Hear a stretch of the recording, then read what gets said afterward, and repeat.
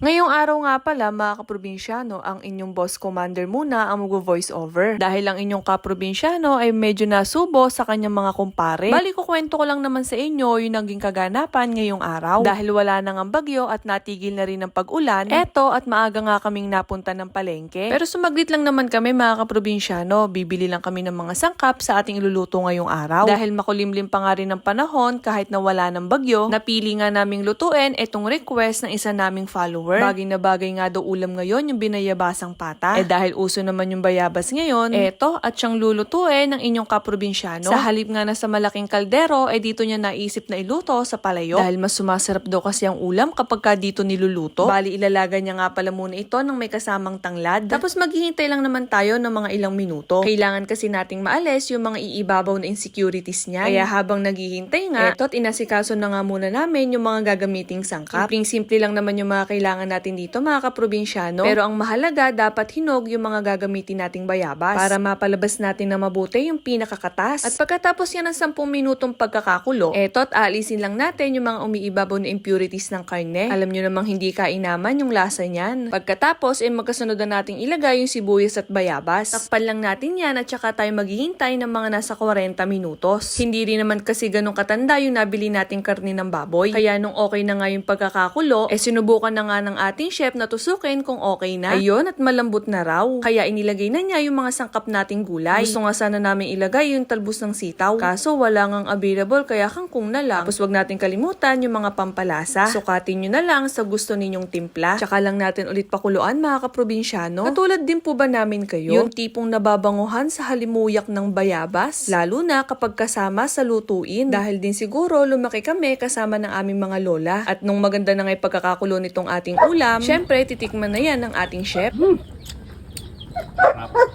Ayos na, mga kaprobinsyano. At dahil nakuha na daw niya yung tamang timplada, hinango na niya kaagad. Ayun no, sa itsura pa lang mukhang mapapalaban na yata kami. Tapos sasamahan pa natin yan ng pampaganang sausawan. Abay, walang diet kapag kaganito ang ulam. Kaya ano pang inihintay, samahan niyo na po kami mananghalian mga kaprobinsyano. Uy, mga kaprobinsyano, kain na po. Higa po na tayong sabaw, mga kaprobinsyano. Sarap. Yan ang sausawan.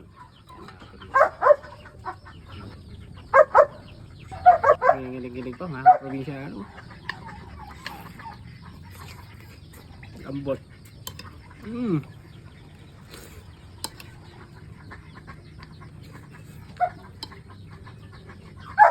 Sitaw.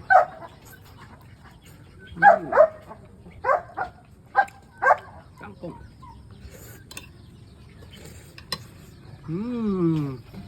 Kain na po tayo.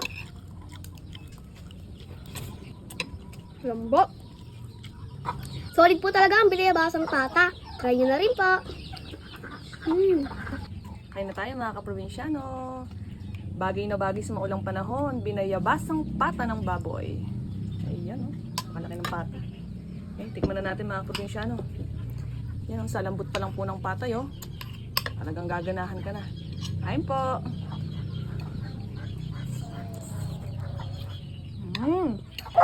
Tamang lambot. At bagay na bagay po talagang bayabas. Tapos ginamit ko po yung tanglad. Talagang bumagay.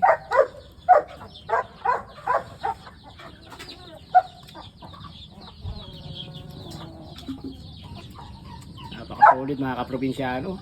Kinayabasang pata. Tapos ng ganito pa kalambot.